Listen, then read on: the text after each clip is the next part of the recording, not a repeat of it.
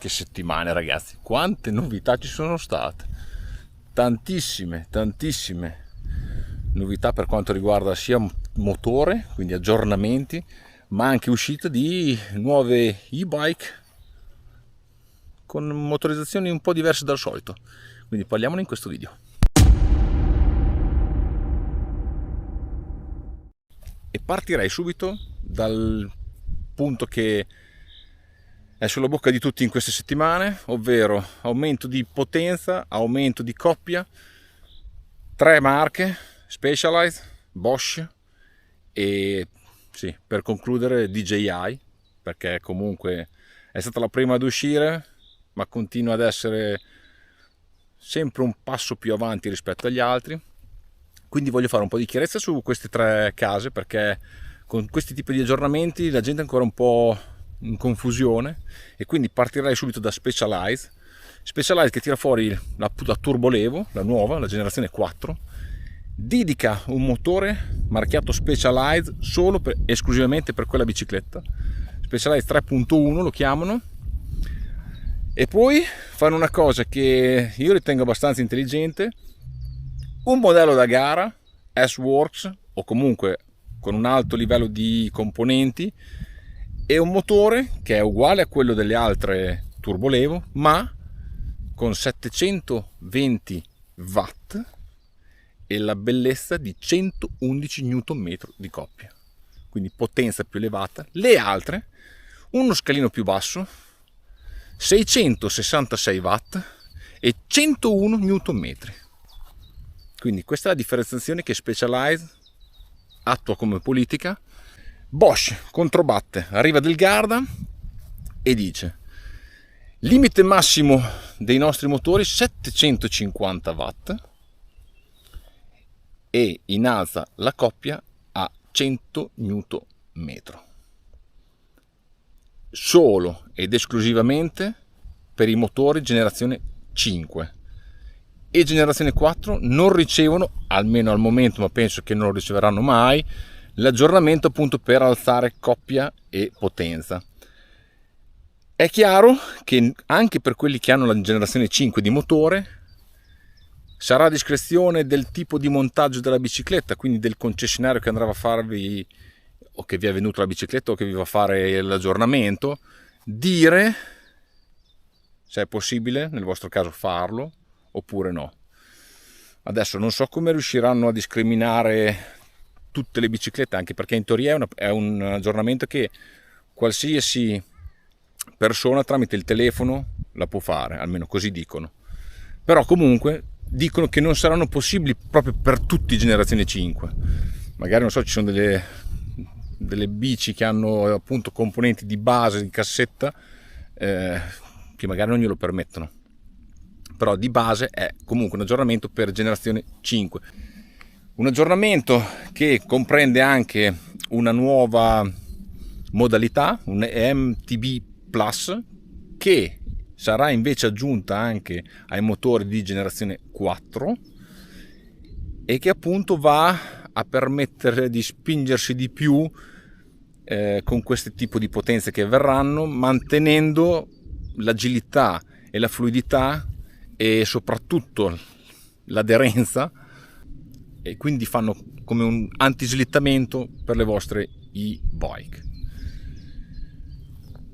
Ultimo, ma non per ultimo, ho tenuto DJI col suo pacchetto Avinox, perché è partita con la M-Flow, e dalla M-Flow comunque molte case, soprattutto un po' meno conosciuto, diciamo così, l'hanno preso, hanno deciso di utilizzarlo, l'hanno aggiunto alla loro bicicletta, e quindi abbiamo una M-Flow che è partita come base di 105 Nm e 850 watt di picco, con la funzione boost che portava il picco a 1000 watt e innalzava la coppia a 120 Nm. Questa è stata la partenza. Adesso esce un nuovo aggiornamento che comunque comprende anche il suo display, quindi modalità aggiuntive. Non è ancora integrata la navigazione, purtroppo direi, però non sono contenti, alla faccia di, poniamo al limite a 750 watt di picco, innalzano in turbo la potenza a 1000 watt e tengono 105 Nm come coppia. Con la funzione boost si va a innalzare la coppia, quindi si alza a 120 Nm la coppia e si tiene il picco fino a 1000 watt. Prima i 1000 watt erano solo per 30 secondi per appunto un discorso di surriscaldamento del motore, adesso lo lasciano configurare nella modalità turbo, quindi permanente. Mi sembra forse un azzardo, non lo so, però avranno fatto i loro calcoli. Comunque irraggiungibile, cioè se non si pone un limite loro sono veramente un passo sopra tutti. Ripeto, 1000 watt e 120 Nm in funzione boost.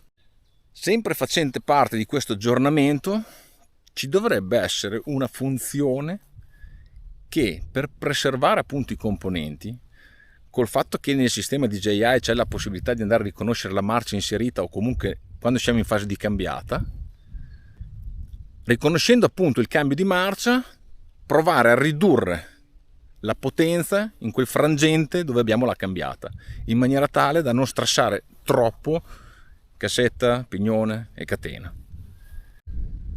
Comunque adesso al momento questo è l'ultimo aggiornamento fatto da DJI, vi ripeto, siamo in attesa di quello che succederà appunto per le limitazioni.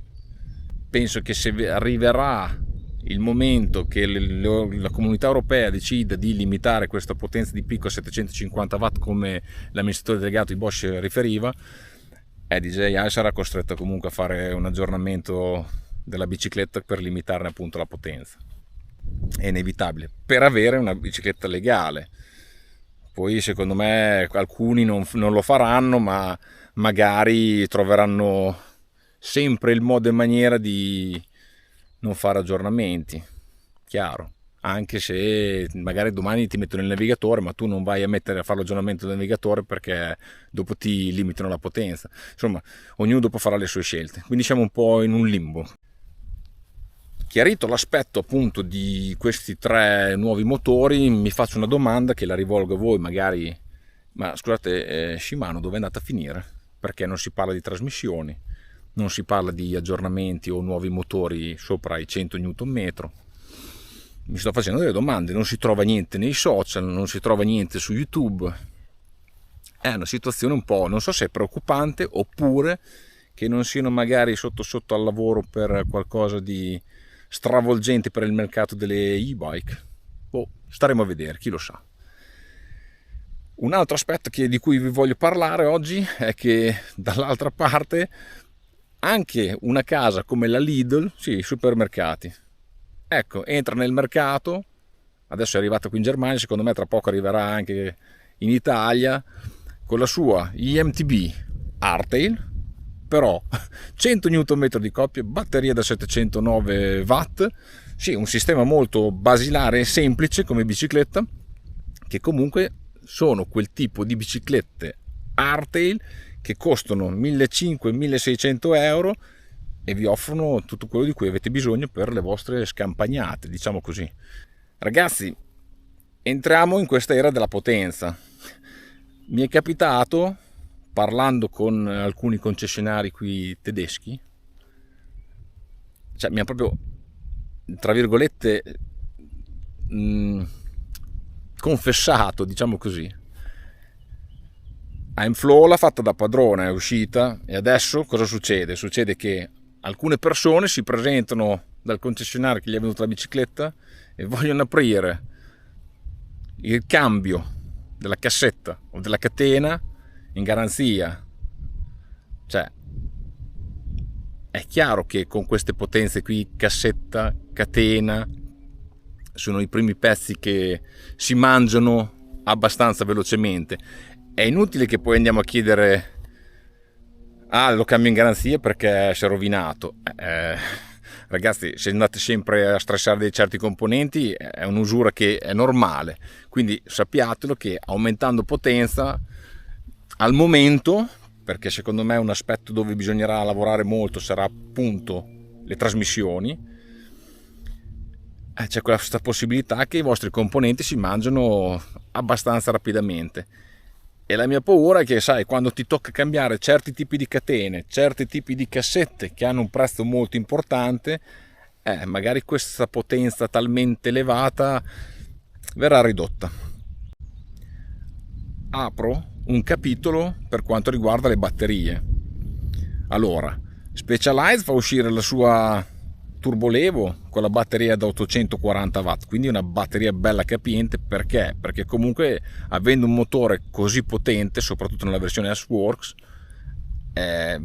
vedrete che il consumo sarà elevato, nonostante parlano di una batteria che ha un'efficienza elevatissima, la migliore nel mercato, però ha scelto per un 840. Chiaro che se uno vuole comunque cambiare la batteria la può fare, ne può mettere una da 600 perché la può contenere. E poi ha fatto una cosa che secondo me è intelligente, perché apre un livello di versatilità incredibile. Ha il range extender che può fare anche da batteria singola, nel senso che voi potete tirare via la batteria grande, lasciare solo il range extender. La bicicletta in automatico riconosce che c'è solo il range extender applicato, taglia la potenza di un 50% e quindi diventa come se aveste una light IMTB. Sì, perché il peso si abbassa fino a 19,5 kg e vi consente comunque di avere un 50 Nm, quindi avete alla fine una IMTB light. Ci riesce proprio perfettamente. Chiaro che con batteria grande raggiungete invece un peso molto più importante, perché siamo intorno, dipende poi dal modello che andate a scegliere, 23-24 kg. Quindi insomma stiamo sugli standard delle IMTB, diciamo così. Bosch invece cosa ha fatto? Ha portato fuori motore generazione 5 e in parecchie biciclette avete l'accoppiato solo con la batteria da 600. Vi accorgerete che se innalzerete poi le potenze a 100 Nm e soprattutto al picco da 750 watt, vi si accorcerà di abbastanza il vostro giro. Avrete sempre delle buone performance, ma non chiaramente come prima. Di DJI ho già fatto un video, vi ho fatto vedere, mantiene quella batteria da 800 e ha fatto anche una batteria da 600. Io la 600, ve l'ho detto, l'ho scartata. Secondo me 800 ci vuole, soprattutto quando andiamo a 1000 watt di picco. Ecco, adesso parlo invece di trasmissioni, perché mi ha fatto piacere vedere l'uscita di Moustache e Highbike con il motore Pinion. Motore Pinion che al motore va a integrare tutto in uno scatolato, anche il cambio, e quindi appunto fa sparire la cassetta posteriore, la catena, e viene sostituita da una cinghia che, parlando con i tecnici Pinion quando sono andato a Düsseldorf, una cinghia che praticamente ha una vita del 3 volte, 4 volte quella di una catena, cioè non è che ha una vita infinita, è un 3-1, quindi la dovete cambiare, ma non dovete pensare a tenerla pulita come una catena normale, quindi oliarla, dovete pulirla con dell'acqua normale. Quindi insomma limitate la spesa per quel che riguarda appunto il cambio di catena, non avete più il problema della cassetta e quindi voglio dire, lì sì che si risparmia. È chiaro che sono agli inizi, è un motore tra virgolette giovane. Io vi avevo detto che ne avevo visto veramente tanti come cambi integrati sulle biciclette da passeggio, e adesso secondo me motore e cambio integrato potrebbe essere una bella novità, anche perché come coppie in prima marcia viene ufficialmente detto che può raggiungere 160 Nm. Al discorso di manutenzione interna del cambio olio, perché è comunque a bagno d'olio, ogni 10.000 km, comunque fattibile dal privato. A questa integrazione con il pacco batteria display della Fit, che comunque è diventata parte integrante della Pinion perché è stata acquisita. Anche loro hanno messo il piccolo display giù sul tubo centrale, sì, devono lavorare su quel che riguarda rumorosità e magari qualità di tutto quello che riguarda pulsantiere, software, però secondo me è una bella realtà. Cominciare a vedere su più IMTB potrebbe essere importante, perché no? Una novità che fa bene al mercato. Beh, questo era il riassunto di tutto quello che ci sta girando attorno in questo momento, diciamo un mercato molto in fermento. Io ho attivato l'abbonamento perché finalmente grazie a voi, perché solamente grazie a voi sono riuscito a raggiungere le 3000 ore di visualizzazione, i 500 iscritti, e mi rende veramente fiero di questo lavoro che sto facendo, ma soprattutto mi rende fiero di avere persone gentili come voi. Un abbonamento attivato che costa meno di un caffè al mese, che comunque mi aiuta a far crescere il canale cercando contenuti, ma magari aumentandone la qualità, appunto. Quindi se siete disposti a darmi quell'euro simbolico che comunque ci lega ancora di più, ben volentieri, magari li metto anche lì da una parte per fare qualcosa insieme a voi un giorno. Ragazzi, non mi resta che salutarvi, buona domenica e ci vediamo al prossimo video. Ciao ciao ciao ciao ciao ciao ciao.